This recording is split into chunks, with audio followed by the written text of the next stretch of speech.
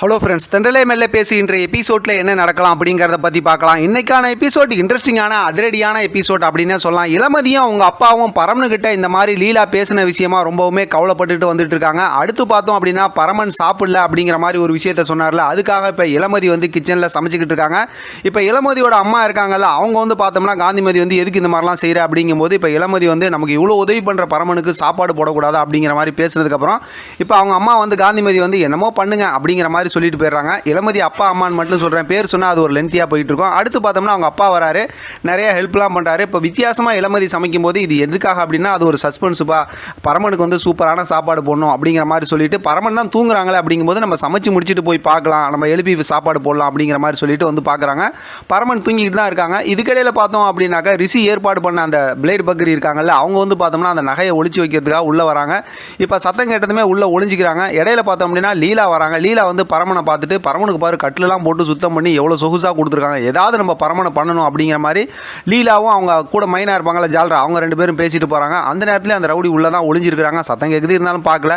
இப்போ இவங்களாம் இந்த பக்கத்து போனதுக்கப்புறம் பார்த்தோம்னா அந்த ரவுடி மெதுவாக பரமனோட ரூமுக்குள்ளார வராங்க. பரமன் தூங்கிட்டு இருக்காங்க. இப்போ பரமன் ரூமுக்குள்ளார பார்த்தோம்னா அந்த நகையை ரிஷி சொன்ன மாதிரி வேறு இடத்துல அப்படியே எல்லாம் ஒழிச்சு வைக்கிறாங்க.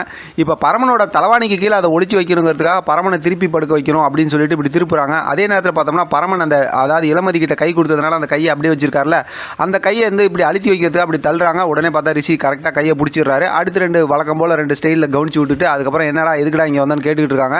இப்போ பரமன் மிரட்டும் போதே பார்த்தோம் அப்படின்னா அந்த ரவுடிக்கு வந்து அப்படியே ஒரு மாதிரி வலுப்பு மாதிரி வந்துடுது. உடனே வந்து என்ன ஏதுன்னு சொல்லி விசாரிக்கிறாங்க. இதுக்கடையில் இளமதி வந்து இந்த சத்தத்தை கேட்டு முடிச்சுக்கிட்டு தான் இருக்காங்களாட்டுன்னு சொல்லி அவங்க அப்பாவை கூப்பிட்டு பார்க்குறாங்க. அவங்க அப்பா தூங்குறாங்க. சரி, இளமதியே போய் சாப்பாடெல்லாம் எடுத்துகிட்டு வந்து ரூம்குள்ளார வராங்க. இங்கே பார்த்தா அந்த ரவுடி வந்து வலுப்பு வந்து கீழே கிடக்குறாங்க. பரமன் வந்து என்ன பண்ணுறதுன்னு தெரியாமல் தடுமாறிக்கிட்டு இருக்காங்க. இப்போ இளமதி வந்து என்னென்ன பண்ணணும் வலுப்பு வந்தா அப்படிங்கிற விஷயத்தெல்லாம் சொல்கிறாங்க.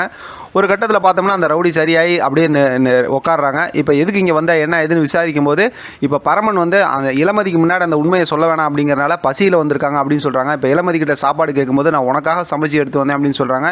இருந்தாலும் பரவாயில்ல நீ கொடுங்கும்போது அந்த ரவுடி கிட்ட அந்த சாப்பாடை கொடுத்துட்றாங்க. அவர் சாப்பிட்றாரு. இன்னும் கொஞ்சம் வேணுமா அப்படிங்கிற மாதிரி கேட்டதுக்கப்புறம் இளமதியை போய் சாப்பாடு எடுத்து வர சொல்லி அமுச்சு விட்டுட்டு இப்போ பார்த்தோம் அப்படின்னா பரமன் என்ன எதுன்னு விசாரிக்கிறாங்க. இப்போ அந்த ரவுடி எல்லா விஷயத்தையும் சொல்லிடுறாங்க. எல்லாமே ரிஷியோட வேலையும் கூட இருக்க அந்த அதாவது வட்டிக்கு இது கொடுக்குறாங்கல்ல அவங்களோட சண்முகத்தோட வேலை அப்படின்னு. இதை கேட்டதுமே ரிஷிக்கு பரமனுக்கு சரியான கோவம் வந்தது. ரிஷி உனக்கு என்ன தான் வேணும், எதுக்கு தான் இந்த மாதிரி பிரச்சனை பண்ணுற, உன்னை நான் சரியாக கவனிக்கிறேன் பாரு அப்படின்னு சொல்கிறாங்க. இப்போ அந்த ரவுடி வந்து பரமன்கிட்ட கெஞ்சிறாங்க, என்னை எதுவும் சொல்லிடாத, ரிஷி என்னை பழி வாங்கிடுவாங்க அப்படிங்கும்போது பரமன் பரவாயில்ல நான் பார்த்துக்கிறேன், நீ கவலைப்படாத, நல்லபடியாக சாப்பிடு அப்படிங்கிற மாதிரி சாப்பிட வைக்கிறாங்க.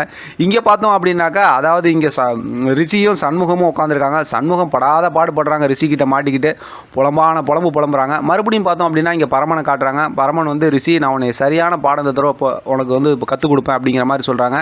அதோட இன்றைக்கான எபிசோட் முடிச்சிருக்காங்க. நாளைக்கான எபிசோடில் பார்த்தோம் அப்படின்னாக்கா இப்போ இந்த ரவுடி வந்து நகையை மறைச்சி வச்ச மாதிரியே வச்சுட்டு நீ போயிடு அப்படிங்கிற மாதிரி தான் சொல்லுவாங்க. ஏன்னா இந்த ரவுடி மாட்டிக்கிட்டாங்கன்னு தெரிஞ்சாக்கா அடுத்து இந்த ரவுடிக்கு தானே ஆபத்து.